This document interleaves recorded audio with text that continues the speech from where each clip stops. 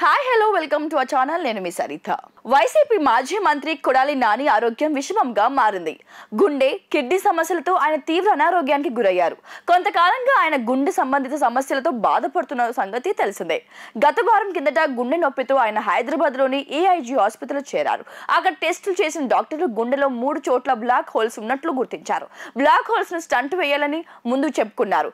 కానీ 3 చోట్ల స్టంట్ వేయడం కంటే సర్జరీ చేయడం బెటర్ అనుకున్నారు. ఏఐజీ హాస్పిటల్ సర్జరీ చేయాలని ముందు అనుకున్నారు. కానీ మాజీ సీఎం జగన్ హాస్పిటల్ డాక్టర్ తో మాట్లాడిన తర్వాత ముంబైలో సర్జరీ చేయాలని డిసైడ్ అయ్యారు. ముంబైలోని Asian heart institute of bypass surgery చేయాలని మాజీ సీఎం జగన్ సూచించడంతో కుటుంబ సభ్యులు కూడా బేగంపేట నుంచి స్పెషల్ ఫ్లైట్ లో ముంబైకి తరలిస్తున్నారు. గతంలో మాజీ మంత్రి విశ్వరూప్ కు సైతం ఇదే తరహా సమస్య రాగా ముంబైలోని సర్జరీ చేయించుకున్న తర్వాత కోలుకున్న విషయం ఇక్కడ పరిగణలోకి తీసుకున్నారు. నానికి కూడా అక్కడే చేయించాలని కన్ఫర్మ్ చేసుకున్నారు. ఇప్పటికీ నాని కుటుంబ సభ్యులు వైద్య పరీక్షల రిపోర్ట్స్ తో ముంబైలోని వైద్యులతో సంప్రదింపులు చేశారు. నానికి గుండె సంబంధిత సమస్యలతో పాటు కిడ్నీ సమస్యలు కూడా ఎక్కువయ్యాయని డాక్టర్లు చెబుతున్నారు.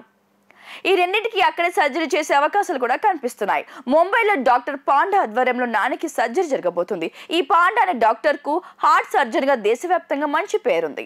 ఆయన గతంలో దివంగత ప్రధాని మన్మోహన్ సింగ్, లల్లు ప్రసాద్ యాదవ్, కొండాల నారాయణ, రఘురామ్ కృష్ణంరాజులకు బైపాస్ సర్జరీ చేశారు. ఇప్పుడు నానికి కూడా ఆయన చేయబోతున్నారు. బుధవారం నానికి సర్జరీ చేయాలని నిర్ణయించినట్లు తెలుస్తోంది. కొడాలి నాని ఆరోగ్యంపై మాజీ సీఎం జగన్ ఎప్పటికప్పుడు ఆరా తీస్తున్నారు.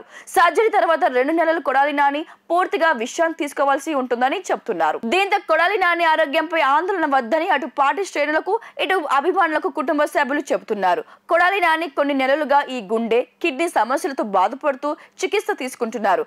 కానీ వారం కిందట తీవ్రత మరీ ఎక్కువగా కావడంతో ఆసుపత్రిలో చేర్చారు. ఇంకో 2-3 నెలల దాకా ఆయన పార్టీ కార్యక్రమాలకు దూరంగా ఉండే అవకాశాలు కూడా కనిపిస్తున్నాయి.